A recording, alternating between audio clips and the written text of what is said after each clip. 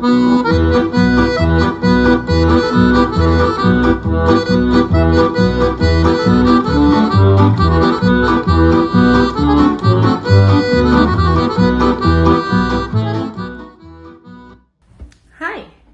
I'd like to take a little bit of time to focus on a tefillah, a prayer that is said only a few times per year.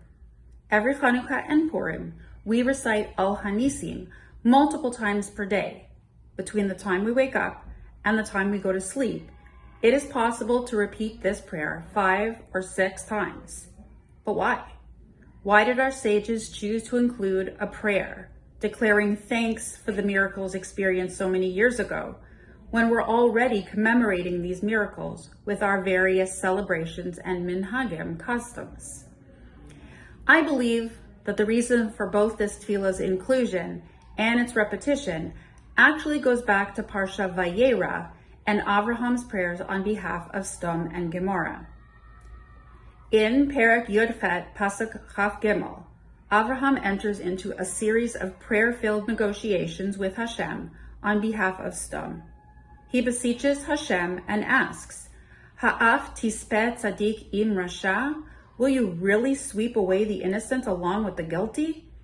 And when God responds by saying that of course he won't destroy the innocent, Avraham begins a series of negotiations to save the city. He says, if there are 50 righteous people, will you save the city?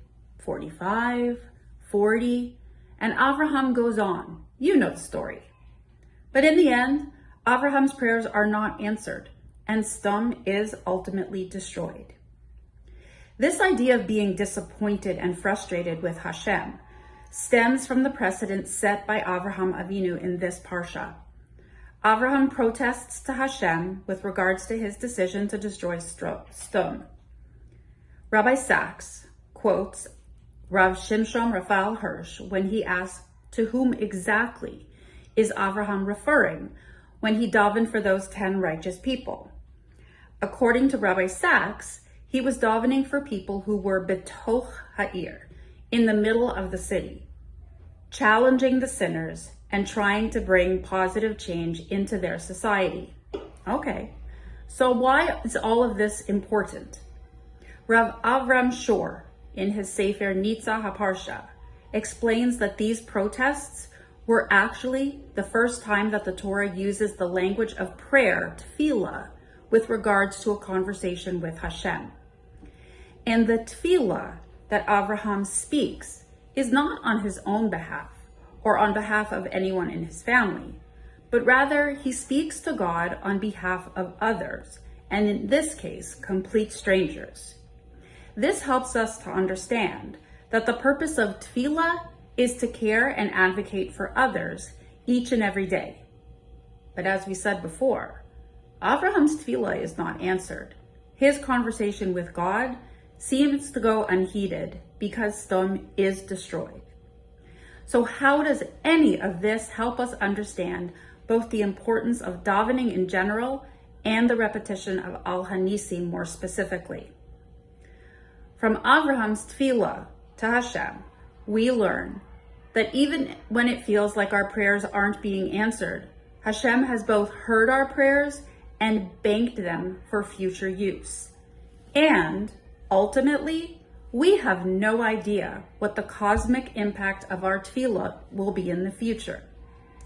Rav Shor helps us understand that sometimes our tefillah are deferred for a later, more auspicious time when the tefillah might be more beneficial to Am Yisrael, because there's absolutely no such thing as a wasted prayer.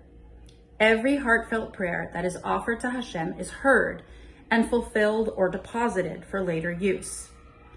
So from the time our sages included Al Hanisim as part of our davening during both Hanukkah and Purim, we have been banking some of Hashem's Nisim for future use.